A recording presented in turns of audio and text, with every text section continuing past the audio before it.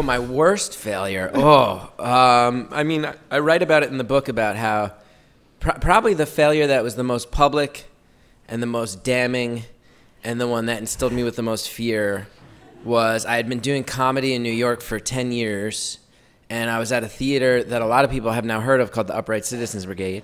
Sure. Where when I started there, pretty much no one had heard of it. And then 10 years in, it was like a comedic institution. And all my friends were getting these high-level jobs, and people were like, when are you going to, you're the next guy. You're the next one who's going to get one of those gigs.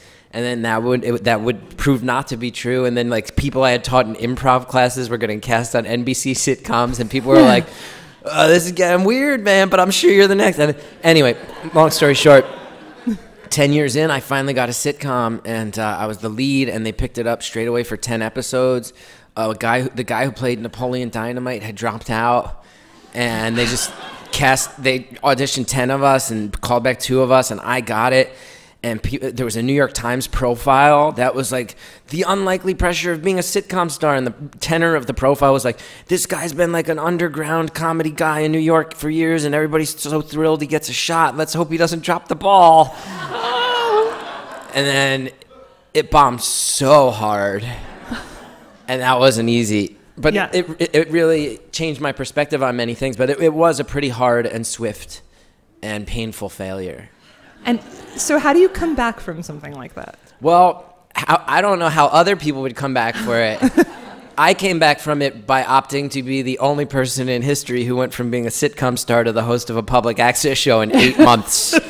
8 months later, I was on public access TV, and then I stayed there for 4.5 years, which I say, there were people in my life who I can say were tremendously concerned about that choice because, it worked out. It did work out, and with the hindsight being 2020, people can be like, oh no, yeah, you went and built a whole thing on public access, and then the show I did on public access went to cable for 3 years and was a show I was actually invested in and built from the ground up and was very proud of.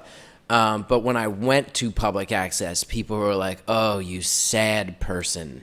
Yeah. Oh, you sad person. So I think the main thing I learned from failing that big and that publicly was just, I so distinctly remember having 2 thoughts. One, I was like, this sucks and it's embarrassing, but it doesn't hurt half as much as I thought it would.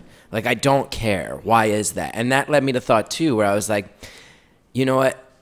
All of that was ego. Like, I don't even, no offense to them. People work on them and people enjoy them and millions of people soak them up. Way more people than watch the Chris Gethard show. People like sitcoms. I don't like sitcoms. Like, I don't watch sitcoms. I haven't watched a sitcom since like Seinfeld. So it was all ego. It was just me like, I just want a job like Bobby Moynihan has a job. You know what I mean? Yeah. Like, how come Zach Woods got a job and I didn't get a job? Like my friends, like being bitter towards my friends. So I realized this is all driven by ego. That sucks. And then the second big thought was like, if I ever eat shit this hard ever again, it's going to be for something I'm proud of.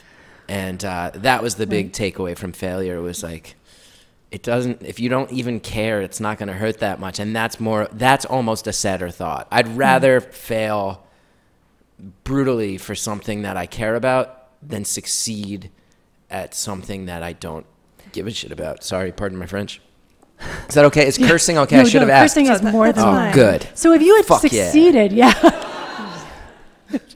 if you had succeeded in the show, you'd be living a nightmare right now. You'd be living as a Napoleon Dynamite imitation. Yeah. You'd be out with Chuck Lorre right now. Yeah, I probably would be out with Chuck Lorre, and that would not end well for me. No, I think about that a lot. I'm like, if that had gone, I think I would have become a pretty lonely person and a pretty unbearable person. I will say, here's a thing that doesn't happen to everybody in life, is that when the show got picked up, have you ever heard of a Tyler Perry deal? Do you know this TV lingo? I mean, I know who Tyler Perry is. So the Tyler Perry deal, he's produced a number of sitcoms. For anybody who doesn't work in TV, this is a thing. I don't know how often they do it anymore, but around 2010, he had established a thing where it's like, let's not make a pilot and then you choose if you want a series. Let's commit to 10 episodes. And then if we pick it up straight to syndication, 90 episodes. So once you make 100 episodes, it goes to syndication, and that's when it just plays forever like Friends does. So everybody was trying to make these like long shot bets on shows.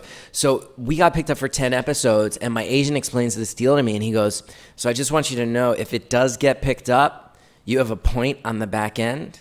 And he goes, so the day it gets picked up, you will make $2.2 million that day. So my life would have been bad if I picked up that show in an artistic sense. There's other ways in which my life would have been tremendously easy compared to the subsequent 8 years. I think you bring up an interesting point about failure, though, which is that, like, when you go into something feeling like scarcity or feeling like it's a zero-sum game, like this person's going to get a show and I'm not going to, the stakes get so much higher, so that when you do get it, it becomes so much more precious, and that losing it is going to be that much more painful.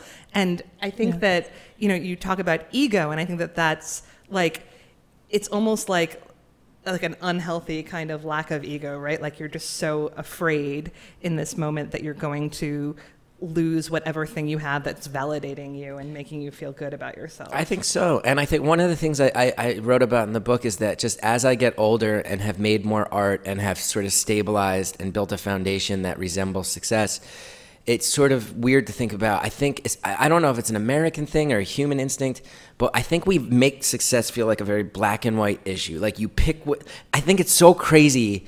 I look back at college and I'm like, it's so crazy that we tell an 18-year-old kid, pick a major that will define what you do for the rest of your life and go be good at it. And that's it now. You got to be good at that or not good at that.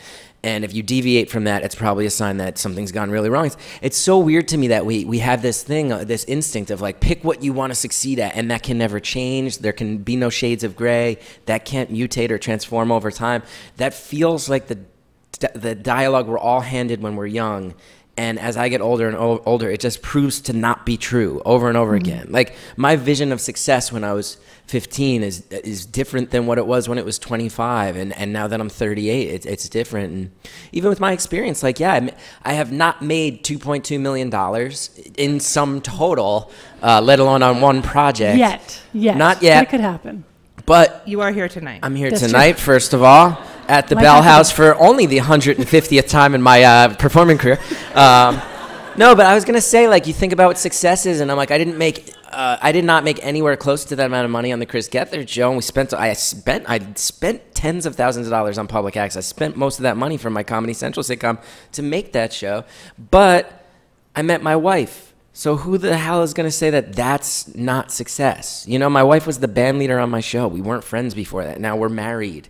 So I'll take that instead of $2.2 million. If you would tell me we can go back in time and give you $2.2 million, but you'll never meet your wife, I'd be like, fuck off. My wife's worth more than $2.2 million. Go fuck yourself. How much is she worth specifically? She's worth like she comes in probably at like 2.4, 2.6. Yeah, sure. Okay, that's decent. Yeah, it would be. We'd have to enter a very bitter negotiation. That time traveler and I'd really be hardballing him. I'd be like, you give me 4.5 and 2 points on the back end, and now we can talk about the time machine. No.